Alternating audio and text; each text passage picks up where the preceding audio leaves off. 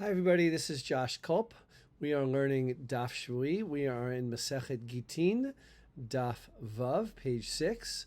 And we have a very interesting little piece here that gets a little bit into rabbinic history. The question where, again, as we've been talking about the whole time, is when does the shaliach, the agent, in what circumstances does an agent bringing a get have to make the declaration from the Mishnah? B'fanai nechtam, it was signed and it was written and signed in my presence. And towards the beginning of Daf Vav, page 6, we read the following: Itmar Bavel Rav Amar Ke'eretz Yisrael Gittin Shmuel Amar Kechutza La'aretz. So there's a dispute between Rav and Shmuel, both Babylonian Amoraim, early Amoraim rabbis, whether or not Babylonia has the status of the land of Israel. Later on in the sugya, we read a statement by Mar Rabbi Abba Amar Rav Huna. Rabbi Abba said the name of Rav Huna: Asinu amenu bebavel atzmenu bebavel ke'eretz Yisrael gittin michi ata Rav lebavel. We have made ourselves in Babylonia like Israel when it comes to matters of Gittin, of divorce documents, from the time that Rav came to Babylonia. So we learn here a little bit about the self-understanding of Babylonian rabbis of their history. They see Rav as the founder of Torah learning, of yeshivot in Babylonia. Meaning, once Rav got to Babylonia, there were probably Jews who have been in Babylonia since the second destruction of the Second Temple, which happened in 586. The Jews were sent in exile into Babylonia. And most historians, scholars think that there was a continued Jewish presence in Babylonia from that time.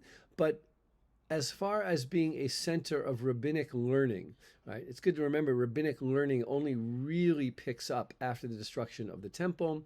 There are proto-rabbinic types of learning while the temple was still stood, but the rabbinic movement grows much stronger after the destruction of the temple and after the Bar Kokhba revolt in 135. Rav lives in the early 3rd century. He is known to have studied in Eretz Yisrael, in the land of Israel, as we can see from this sugya. And Babylonian rabbis think that their rabbinic history begins when Rav comes there. And this is how Rashi explains it here. He founded the yeshiva in Sura, one of the largest cities in Babylonia, Jewish cities in Babylonia, and it's a yeshiva that really at least stood in name for almost 1,000 years. One of the longest, perhaps Sura and Pumbedita are the two longest existing yeshivot in all of Jewish history. Both eventually moved to Baghdad. The Tosfot, though, so it's an interesting sugya that shows that, like, in Babylonia, they are aware of the historic importance of Rav's founding a yeshiva in the Babylonian city of Sura. The problem is the Gemara doesn't really act that way. The Gemara raises a difficulty on Rav from the Mishnah. And the Mishnah was written in the land of Eretz Yisrael, in the land of Israel. And of course, the borders that are there in the Mishnah are the borders of Eretz Yisrael, of the land of Israel. And of course, they don't include Babylonia. Rav, at least from the statement of Rabbi Abba in the name of Rav Huna, Rav never says Babylonia was always like the land of Israel. Rav and Rabbi Abba in the name of Rav Huna are saying Babylonia is now like the land of Israel. There is no reason to raise a difficulty on Rav from the Mishnah.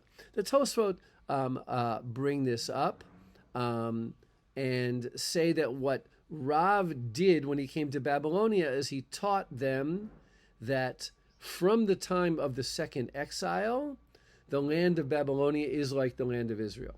In other words, Rav, right, when he got to Babylonia, he didn't say, now is a difference in historical circumstances, and now Babylonia has changed to match the land of Israel. What he said is, now that I'm here, I can teach you that the status of Babylonia since the time of the second temple, destruction of the first temple, has the status of the land of Israel. I think the Tosfot's read is a better read of the Gemara, but historically, clearly Rashi is correct. In their self-understanding, the time that Rav came to the land of Babylonia, which would be in the early 3rd century, around the year maybe 220, somewhere around there, started a new yeshiva. That is the time period in which Babylonian Jewry began to be on the rise and continued to really be the center of world Jewry for almost 1,000 years, at least for 800 years, until the demise of the Babylonian yeshivot in around the year 1000, maybe a little bit later than that.